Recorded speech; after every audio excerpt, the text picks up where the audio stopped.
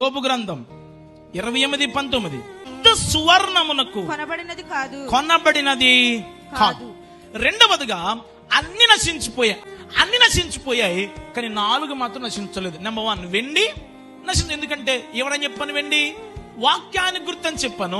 Number 2 బంగారము కూడా నశించలేదు. In fact అది నశించబడకుండా ఎక్కడ పెట్టబడిందట? యెహోవా మందిరపు ధనాగారంలో పెట్టబడింది. గల కారణం ఏమిటి? ఇదిగో వాక్యం చెప్తుంది. ఆ వెండికి మంచి గుణం ఉందట. అదేంటి చెప్పనా? అది శుద్ధమైనది. ముందుగా దానికి అంత వాల్యూ లేదు, కేవలం చూడడానికి ఏదో బంగారం అంటా అన్నట్టుగా మాత్రం కనిపించింది.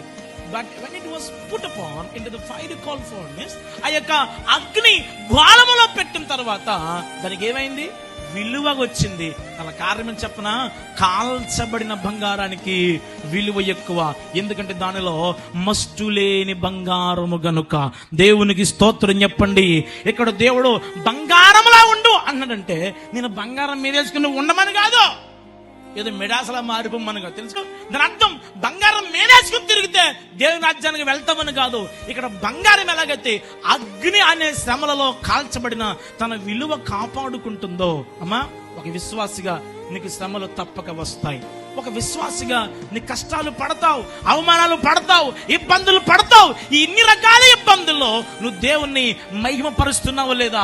అగ్నిగుండాల్లో, అగ్నిగుండం వంటి సమస్యల్లో, సుడిగుండం వంటి ఇబ్బందుల్లో, అవమానాల్లో, వస్తువులతో, ఉపద్రవంలో నీవు దేవుని కొరకు నిలువబడగలిగితే నీవే మేలిం బంగారానివి. ఆ మేలిం బంగారంతో నా ప్రభు అంటాడు, సమస్తము నశించిపోయినా గానీ ఆ బంగారం నశించలేదు. ఎందుకు చెప్పనా? అది శుద్ధ సువర్ణము. అగ్నిలో, శ్రమలలో, ఆ కొలిమిలో కాల్చబడిన దానముగా ఆ బంగారం ఉన్నది గనుక. దేవునికి స్తోత్రం చెప్పండి.